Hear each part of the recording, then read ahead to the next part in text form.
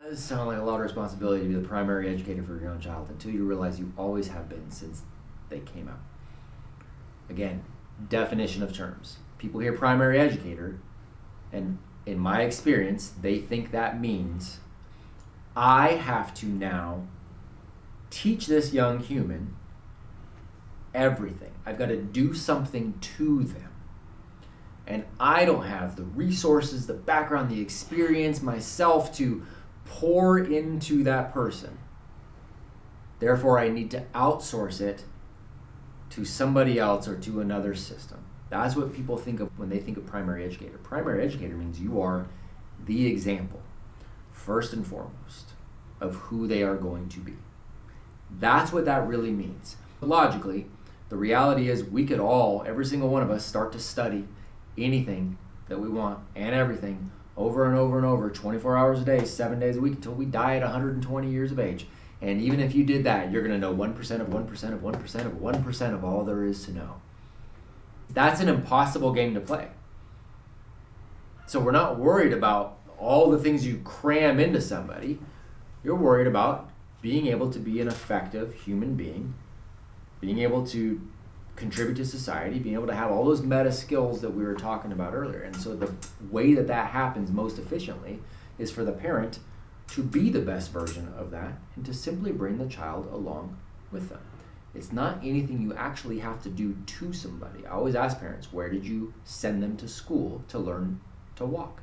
Where did you send them to school to learn to speak the same language as you? Because you taught them a very, very complicated language, but you taught them that. Now, you didn't explicitly sit down and teach them phonics when they were little. You didn't explicitly sit down and teach them that what they just said was an adverb. You just spoke to them like you always spoke. You put them in an environment where people were always speaking that, and then they picked it up. And see, that's the key for people to understand about the human condition.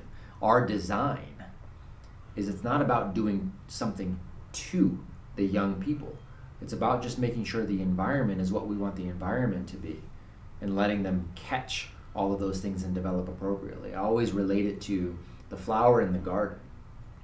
You don't take that flower, plant that seed, and then yell at it and talk at it. You don't even have to read to it. You don't do anything to that. You check the environment. You go, okay, how much water? Is it getting enough water? What about the sun? Is it getting enough sun? What kind of other plants are by it? Is it a plant that's going to come in and help it grow? Is it a plant that's going to choke it out? Is it a plant? How's the soil? Do I need to replenish the soil? You check the environment. What the flower is going to do, it just grows. If you've got the environment right, it's going to grow to the best of its ability. That's how human beings are wired too. So you're already the primary educator because you're creating the environment. The better you can create the environment, the better that young hero is going to grow. You surely don't want to put them in a faux environment of schooling that has nothing to do with real life, but you're the primary educator, period. Whether you send them to school or not, you don't have a choice. You are it. You made that decision the minute you had a kid.